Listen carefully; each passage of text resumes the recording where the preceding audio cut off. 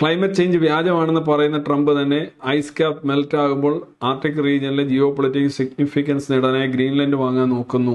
അതാണ് ഗ്രീൻലാൻഡ് വാങ്ങാൻ നോക്കുന്നതിന്റെ കാരണമായിട്ട് ട്രംപ് പറയുന്നില്ലല്ലോ. ട്രംപിനറിയാം ഇതൊന്നും. ട്രംപ് പറയുന്നതും ട്രംപ് അങ്ങനെ പറഞ്ഞില്ല. ഇത് ഉരുകുന്നത് കൊണ്ടാണ് ഞാൻ വാങ്ങിക്കുന്നതെന്ന് പറഞ്ഞില്ലല്ലോ.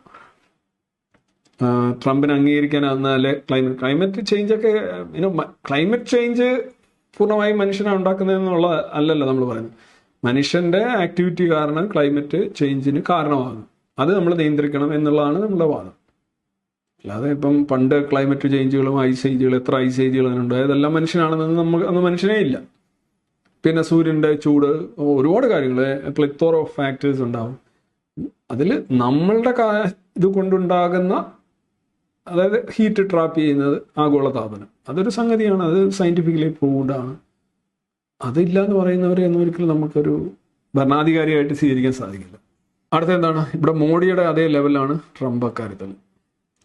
വേറെ രാജ്യത്ത് ഇല്ലീഗലായിട്ട് നിയമവിരുദ്ധമായിട്ട് കുടിയേറാൻ ശ്രമിക്കുന്നവരും അങ്ങനെ കുടിയേറിയതിനു ശേഷം ക്രൈംസ് കമ്മിറ്റ് ചെയ്തവരുമായിട്ടുള്ള ആളുകൾ അവർ തിരിച്ച് ഇന്ത്യയിലേക്ക് വരുന്നത്. ഇന്ത്യയിൽ ആരും ക്രൈം ചെയ്യാറില്ലേ? ഇന്ത്യയിൽ ആരും ഇല്ലീഗൽ ഇമിഗ്രേഷൻ പുറത്തേക്ക് നടത്താറില്ലേ? അതൊരു രാജ്യത്തെ സംബന്ധിച്ചിടത്തോളം ഇന്റർനാഷണൽ നിയമങ്ങൾ പാലിക്കുക എന്നുള്ളത് എനിക്കതൊരു ഷെയിമായിട്ട് ഒരു ഇന്ത്യക്കാരൻ എന്ന നിലയിൽ എനിക്ക് തോന്നുന്നില്ല. അത് അവരവിടെ ചെയ്ത തെറ്റാണ്, കുറ്റമാണ്.